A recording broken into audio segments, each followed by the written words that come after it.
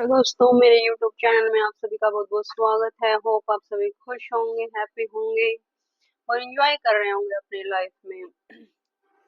दोस्तों, आज जो कि सफलता होती है वो संबंधों से रिलेटेड होती है। हमारी संबंध अगर हमारे ठीक हैं तो हम समझ जाते हैं कि हमें दिन पे दिन सफलता मिल रही है। इसलिए सफल होने के लिए यह जरूरी है कि आप लोगों को अच्छी तरह से समझ लें। अगर आप लोगों को ध्यान से देखेंगे तो आप उनसे यह सीख सकते हैं कि जिंदगी में सफल कैसे हुआ जा सकता है, और यह सीखने के बाद आप उसे अपने जीवन में उतार भी सकते हैं। वह तत्काल बिना देरी के भी होता है। आगे बात करेंगे। आगे बढ़ने से पहले जल्दी से वीडियो को सब्सक्राइब जरूर कर लें। जितने भी नए लोग हैं और जिन लोगों को पहले से नोटिफिकेशन मिल गया है वो लोग अपने डीएनडी को शेयर जरूर करें ताकि जानकारी आगे से आगे फॉरवर्ड हो। लोगों को अध्ययन गहराई से करें, और जब आप ऐसा करेंगे तो आप देखेंगे कि असफल लोगों को दिमाग की एक भयानक बीमारी होती है। हम इस बीमारी को अपेंडिसाइटिक तर्ज पर बोल देते हैं। इसको नाम दिया जाता है। हर सफल व्यक्ति में यह बीमारी बहुत विकसित अवस्था में पाई जाती है और ज्यादातर आम आदमियों में यह बीमारी थोड़ी बहुत तो होती ही है। आप पाएंगे कि बीमारी सफल और असफल व्यक्तियों के बीच का सबसे बड़ा अंतर होती है। सफलता की सीढ़ियों पर बिना रुके चढ़ने वाला व्यक्ति बहाना साइटिक्स का रोगी नहीं होता, जबकि असफलता की ढलान पर लगातार फिसलने वाला व्यक्ति बहाना साइटिक्स में गंभीर रूप से पीड़ित होता है। अपने आसपास के लोगों को देखने पर आप पाएंगे कि जो व्यक्ति जितना सफल होता है वह उतने ही कम बहाने बनाता है, परंतु जो व्यक्ति कहीं नहीं पहुंच पाता और उसके पास कहीं पहुंचने का कोई योजना भी नहीं होती तो उसके पास बहाने थोपने के अलावा, बहाने बनाने के अलावा कोई भी अलग एक असफल और फटाक क्रिया नहीं होती है। अमुक काम क्यों नहीं किया जाता। जब भी हम किसी कार्य को करते हैं तो काफी बार हम टाल मटोल कर देते हैं, लेकिन जितना हम टाल मटोल करते हैं वो कार्य उतना ज्यादा हमें समय पर बढ़ता जाता है और हम समय पर उस क्रिया को नहीं कर पाते हैं, और आगे आने वाले समय में वो काम ज्यादा ही मुश्किल होना शुरू हो जाता है। सफल लोगों की जिंदगी का अध्ययन करें तो आप उन सब में एक बात पाएंगे कि असफल लोग जो बहाने बनाते हैं, सफल व्यक्ति भी वही बहाने बना सकते हैं, परंतु वह बहाने नहीं बनाते हैं। आप देखोगे जितने भी बिजनेसमैन होते हैं, मिलिट्री ऑफिसर होते हैं, सेल्समैन होते हैं, प्रोफेशनल व्यक्ति जो किसी भी क्षेत्र में सबसे आगे हैं, उनके बारे में अगर सुना जाए तो उनके सामने बहाने की कोई कमी नहीं थी। बेजॉन पैरो का बहाना बना सकते हैं, ट्रूमैन शिक्षा की कमी का बहाना बना सकते हैं, कैनेडी ये कह सकते हैं कि प्रेसिडेंट बनते वक्त मेरी उम्र कम थी। जॉनसन और आइजनहावर हार्ट अटैक के बहाने के पीछे छुप सकते हैं। किसी भी बीमारी की तरह बहाना साइटिक्स का अगर वक्त पर सही इलाज नहीं किया जाए तो हालत बिगड़ सकती है। विचारों की इस बीमारी का शिकार व्यक्ति इस तरह से सोचता है, मेरी हालत इतनी अच्छी नहीं है जितनी की होनी चाहिए। अब मैं लोगों के सामने अपनी इज्जत बचाने के लिए कौन सा बहाना बना सकता हूँ। बुरी सेहत, शिक्षा का भाव, ज्यादा उम्र, कम उम्र, बदकिस्मती, व्यक्तिगत विपत्तियां, बुरी पत्नी, माँ बाप की गलत परवरिश, ये सब एक तरह से हम इस चीज का शिकार हो रखे हैं कि हमें बहाना, हम किसी ना किसी को अपने असफलता का जो बहाना होता है वो किसी और को मानना शुरू कर देते हैं।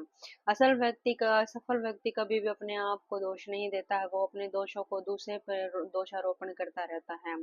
वो अपनी हर सफलता के पीछे अन्य कारण बताता है। असफलता की बीमारी से पीड़ित व्यक्ति जब किसी अच्छे बहाने को चुन लेता है और फिर वह इस कसकर जकड़ लेता है, फिर वह इस बहाने के सारे लोगों को खुद को समझता है कि वह जीवन क्यों आगे नहीं बढ़ पा रहा है।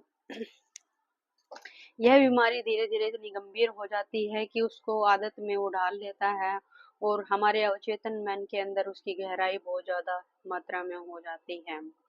चाहे वो सकारात्मक रूप में हो चाहे नकारात्मक रूप में हो, ज्यादा तेजी से वह फलने फूलने लगते हैं। और शुरुआत में तो बहाना साइटिक्स का रोगी जानता है कि उसका बहाना एक तरह से बिल्कुल झूठ है, परंतु वह जितनी ज्यादा बार अपने बहाने को दोहराता है उतना ही उसे लगता है कि यही सच और यही उसकी सफलता का असली कारण है। अगर जिंदगी में आप कुछ चीजें करना चाहते हो, जिंदगी में सफल होना चाहते हो, तो सबसे पहले ये बहाना मारना बंद करें। ज़रूरी नहीं है कि हर काम को आपको बहुत ज़्यादा मात्रा में और सही तरीके से करना है। आप छोटा काम पकड़िए और उस काम को धीरे-धीरे अपने सिरे चढ़ाइए। जब आप छोटे-छोटे कामों में अपनी क्षमता दिखाना शुरू कर देते हैं, तो कब आप बड़े काम के पात्र बन जाते हैं, आपको खुद से ही पता नहीं चलता है।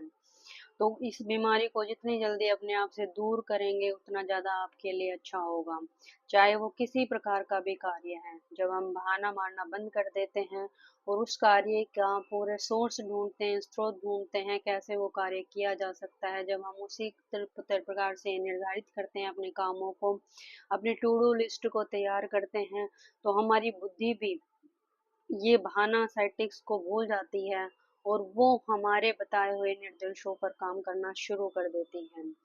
कभी-कभार हम बोल देते हैं कि मैं क्या करूँ, मेरी तबीयत ठीक नहीं रहती है, इसलिए मैं ये कार्य नहीं कर सकता हूँ। होता है काफ़ी बार हमारा जो तबीयत हमारी होती है खराब हो जाती है, लेकिन अगर हम उस बीमारी को, उस खराबी को उस कार्य से रिलेट करते हैं, तो भी हम अपनी ज़िंदगी को गड़बड़ा रहे हैं। बुरी सेहत को लेकर आजकल हजार लोग बहाने बनाने लगते हैं। उनमें से यह सिद्ध किया गया है कि अपनी बीमारी के कारण ही आदमी वह नहीं कर पा रहा है जो वह करना चाहता है। अपनी बीमारी के कारण ही वह बड़ी जिम्मेदारियों का बोझ नहीं ले पा रहा है। इसी कारण वह ज्यादा पैसा कमा भी नहीं पा रहा है। इसी कारण वह सफल भी नहीं हो पा रहा है। लाखों करोड़ों लोग सेहत के बहाना साइटिक से पीड़ित रहते हैं, परंतु क्या ज्यादातर मामलों में सिर्फ बहाना ही नहीं होता? जरा एक पल के लिए सोचें कि बेहद सफल लोग भी अपनी सेहत का रोना रो सकते हैं, परंतु उन्होंने ऐसा कभी भी नहीं किया। आपको लगता नहीं क्या बड़े लोग बीमार नहीं पड़ते? नहीं, पड़ते हैं, लेकिन वो अपनी बीमारी से ज़्यादा अपने कार्यों को प्रायोरिटी देते हैं। अच्छी चीज़ों को अपनी सेहत के साथ जो खिलवाड़ उन्होंने किया है, उसको सुधारने की कोशिश करते हैं, अच्छा खाना खाते हैं, अच्छे विचारों को अपने दिमाग के अंदर रखते हैं। पूरी तरीके से वो संतुष्टि को अपनाते हैं, छोटी-छोटी बातों को ज़िंदा-दिली दिखाते हैं, हर कार्य को करने में अब ज़िंदा-दिल होते हैं। ऐसे लोग दान को भी बड़े खुले दिल से देते हैं, लोगों की मदद बड़े खुले दिल से करते हैं।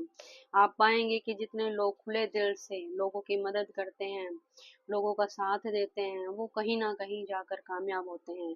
लेकिन काफ़ी बार हम दिखावे के लिए भी कार्य करते हैं, दिखावे के लिए दूसरों का साथ देते हैं, लेकिन हमारी अंतरात्मा उस चीज़ का जवाब देती है कि जो हम दिखावा